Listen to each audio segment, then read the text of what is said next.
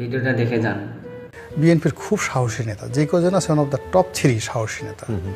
তো সে সম্ভবত 2018 বা 21-22 সনের ঘটনা। তা আমি তার সাথে আমার রাস্তায় দেখা, সে দেখি আনমনা হয়ে আকাশের দিকে তাকিয়ে আছে।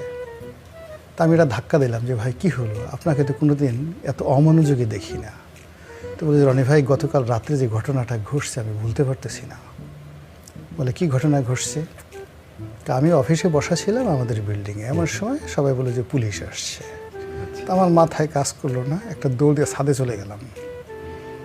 তো ছাদে চলে গেলাম, ছাদে গিয়ে এখন নামতেও পারি না, পালাতেও পারি না, কী করবো? সঙ্গে সঙ্গে করলাম কি, যে কাজ জীবনে করি নাই, ছাদে একটা পানির ট্যাঙ্কি ছিল, সেই পানির ট্যাঙ্কির মধ্যে ডুবে রইলাম। তেমন সময় পুলিশ ছাদে আসছে, চারিদিকে খুঁজতেছে। খোঁজার পরে পুলিশ বলতেছে যে নাই, এখানে চলেন। তা এক পুলিশ বলতেছে এই পানির ট্যাঙ্কিটা দেখো। তো অন্য পুলিশে বলতেছে যে উনি যে সাহসী মানুষ, মরে গেলেও এই পানির ট্যাঙ্কির মধ্যে সে পালাবে না। তো এই কথা শুনে আমার চোখে পানি এসে গেছে। আমি আল্লাহর কাছে বললাম, আল্লাহ, জীবনে অনেক গুনাহ করছি, তুমি আজকে আমার বেইজ্জতি করো না, এখান থেকে আমাকে বাঁচাও। আল্লাহ আমার দোয়াটা কবুল করলো। ওরা পানির সেই ট্যাঙ্কিটা আর চেক করলো না।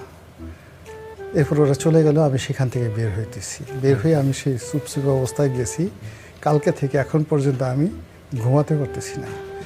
আকাশের দিকে তাকাই, খালি পানির ট্যাঙ্কি দেখি।